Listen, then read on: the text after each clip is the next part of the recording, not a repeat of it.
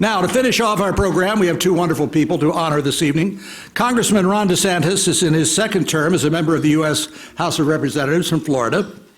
Congressman DeSantis has served on the Judiciary, Foreign Affairs, and my favorite congressional committee, Oversight and Government Reform. Okay, it's not his fault. Congressman DeSantis joined the Judge Advocate General Corps of the U.S. Navy in 2004 before receiving his J.D. from Harvard Law School in 2005 with honors. During his yes, thank you very much. It's his mother over there. During his active duty Navy service, he served as a military prosecutor, supported operations at the Terrorist Detention Center in Guantanamo Bay, which I hope will remain open, and deployed to Iraq during the 2007 troop surge. You remember what the troop surge was? That was when we were winning before we retreated. As an advisor to a U.S. Navy SEAL commander in support of counterinsurgency operations in Iraq. Throughout his congressional career, the congressman has always been a courageous and forthright friend of the State of Israel. He was a sponsor of the Non-Discrimination of Israel and Labeling Act. He introduced the Palestinian Accountability Act. He introduced and was always been a strong opponent of the boycott, divestment, and sanctions movement. At EMET's request, on February 2nd, Congressman DeSantis' National Security Oversight Subcommittee held a groundbreaking hearing called Seeking Justice for American Victims of Palestinian Terrorism. Although the Department of Justice had the necessary tools to obtain justice for over 25 years, and 66 Americans have been killed, plus 2 unborn children, and over 100 Americans injured by Palestinian terrorists, not a single Palestinian terrorist has ever been prosecuted for these crimes. Thanks to this hearing, the DOJ was forced to defend its record of inaction under oath, and great pressure has been placed on them to prosecute Palestinian terrorists. Last December, Congressman DeSantis introduced legislation to protect American cities from any vulnerabilities within our refugee resettlement program to ensure that terrorists are not among the refugees. Congressman DeSantis was also one of the first members of Congress to speak out against the Iran deal, calling it, quote, an insult to the memories of the people who lost their lives on our behalf. And for that reason, in addition to all the other great ones, we need to reject this deal resoundingly. It's a great honor and privilege to honor Congressman DeSantis tonight. And if you'll come up here, sir, along with Sarah. Thank you very much.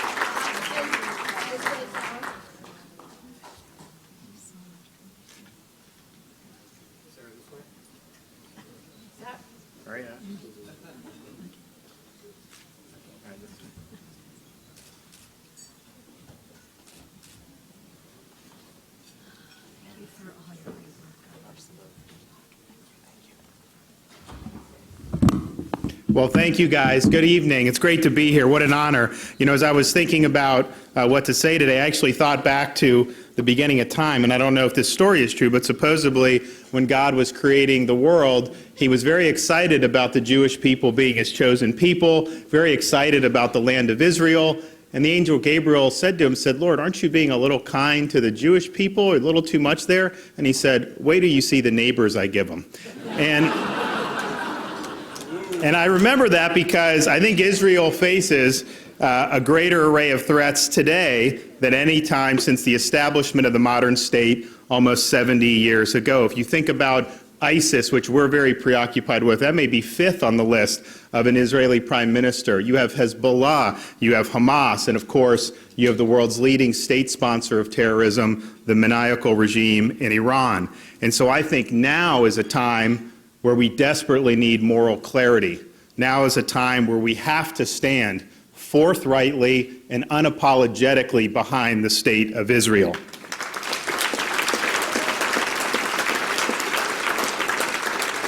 And that means being honest about the threats. I'm from Florida. If someone in the Bahamas started firing missiles into Fort Lauderdale, you know how long we would put up with that before we just flattened the people who were doing it? And yet, when Israel has missiles raining down on its civilian population and it moves to defend itself, a lot of the chorus of criticism, even in Washington, the press, Europe, they're blaming Israel for simply defending its civilian population. We have to commit 100% to the idea that Israel has every right to defend itself, and when they're being attacked by terrorists, they need to go and defeat the terrorists who are attacking them. You know, I hear about the Israeli-Arab conflict, the search for peace. You listen to people in Washington or Europe, you think the root cause of this conflict is because Israel has the gall to build some apartment buildings in its own capital. That is not the problem, and we have to be honest with it. The problem is the consistent, unapologetic rejection of Israel's right to exist as a Jewish state. And we see this with Palestinian Arabs who make payments to the families of Palestinian terrorists who kill Jews. The more Jews you kill, the greater the payments to the families. The Palestinian Authority names schools and sports teams after suicide bombers. And the incitement culture is so destructive and so terrible that they're simply perpetuating hatred of the West and Israel with their new generation of Palestinians. And what does Israel do? There's probably no better place in the Middle East to live as an Arab than in the state of Israel. You can serve on the Supreme Court. You can do all these things, start a business. So there is no moral equivalence whatsoever between the two sides in this conflict.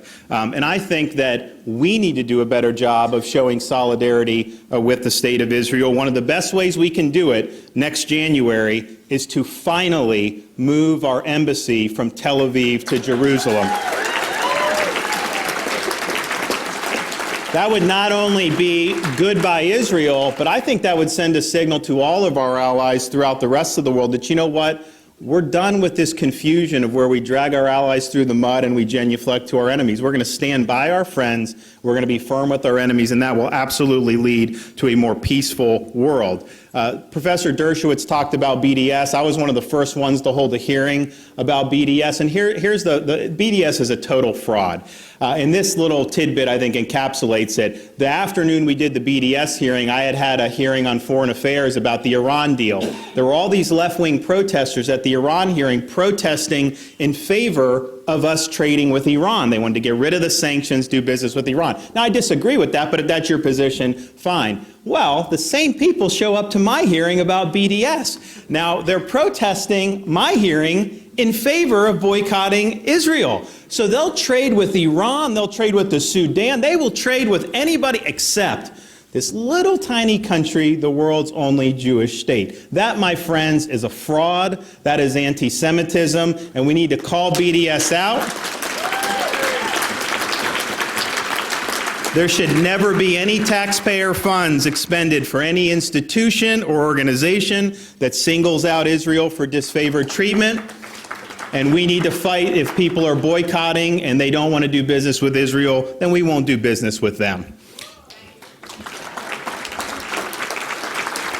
Sarah and EMET have been great because the issue, when it was brought to my attention about dozens of Americans murdered by Palestinian terrorists, and yet some of these terrorists walk free, even though we have the tools to prosecute some of these people, there's not been a single solitary prosecution. So we were able to bring this to public view, not only bringing the Justice Department, but allowing the victims, some of the victims' family members, to tell their heart-wrenching stories. And I would never hold my breath when I'm dealing with this administration, but they are on the defensive now, and if we don't see action soon, I think they understand they are going to pay a political price, because the American people want justice for our citizens who were killed by terrorists abroad. And the final thing I'll say as we are embarking, I hope, on an era of moral clarity is you're never going to defeat the enemies of our country and Israel if you can't accurately identify them. These are not people who are engaged in man-caused disasters or workplace violence or even violent extremism. This is a global jihad that is motivated by a very specific and virulent ideology. and it's an ideology rooted in militant Islam, and they believe that it is their duty to wage war against any nation or individual that does not submit to their totalitarian worldview. So I don't care if you're ISIS, I don't care if you're the regime in Tehran, anybody who holds that ideology is an enemy of Western civilization, it's an enemy of the state of Israel, and it's an enemy of the United States. And we need to say that, and we need to say that loudly, and there are certain ways we can do it.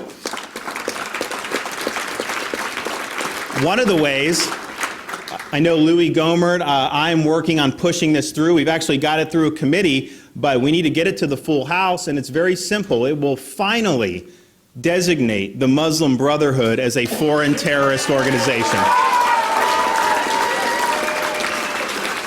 The Brotherhood is not part of the solution in the Middle East. The Brotherhood is a big part of the problem, and we need to be crystal clear about that.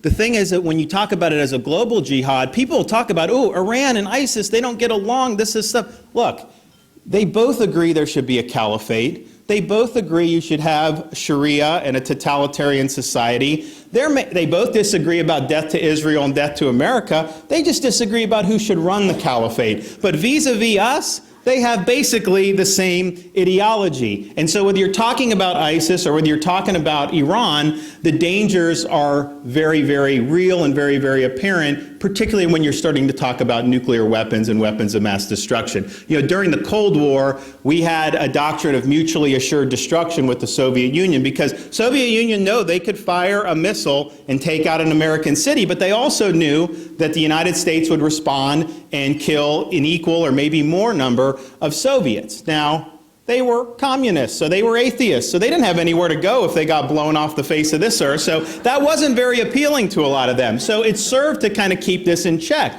Well, you look at a country like Iran or a group like ISIS, if Iran could fire a nuclear missile and take out 6 million Israelis in Tel Aviv, even knowing that Israel could respond and potentially take out many more in Tehran, they view that not as a deterrent, but potentially as an inducement to do it. Because in their twisted ideology, they think that everybody in Iran, all the Muslims that were killed, would go directly to paradise, they would hasten the return of the 12th Imam, and they would be doing their duty. And so to engage in policies that reward this regime by giving them $150 billion and allowing them to maintain this vast nuclear infrastructure. Now they say, oh, well, we're going to inspect it when they don't even have access to many of the sites. That is playing with fire, my friends. And I think that where we're going with this Iran deal is now even beyond the concessions that were in the Iran deal. They said they weren't going to have access to the financial system. That's not even in the Iran deal, and yet now the administration is working to give them indirect access to the American dollar. They said that they're putting taxpayer funds to buy heavy water from Iran. That's not even in the deal. That's a gratuitous subsidy that's going directly into the coffers of Iran's nuclear program. So we have to understand who we're dealing with. They are the world's leading state sponsor of terrorism. And when I was in Iraq, I was in a Sunni Arab area, so there was Al-Qaeda in Iraq and that whole deal. And that was really what was in the press at the time. But the thing is, if you look at the numbers and you looked at the reports coming in, the number one source of death for our service members in Iraq was not Sunni insurgents. It was not Al-Qaeda in Iraq, a Sunni group. It were groups funded and directed by Iran and by the Quds Force and Shia militias. And so they have more American blood on their hands than virtually any other group in the world today. And so they are a threat to the peace and security of the world. They're an existential threat to our ally Israel. And we desperately need new policies that will recognize that threat for what it is and get tough with Iran, because if not, I fear you're going to continue to see them dominate the Middle East. I think they're going to be funding Hamas and Hezbollah until the cows come home. That hurts Israel's security, but it ultimately hurts our security. So let me just thank you all for supporting this organization. Anytime I need ideas about how we can press the case of national security, this is one of the first places that we go. And I know Sarah works extremely hard and her staff to bring the truth to light, and to be honest about the challenges that we face in this world, and to make sure that our policies are reacting to those so that we can keep the American people safe and we can stand by countries that stand by us, such as the State of Israel. So thank you all. God bless you. God bless America.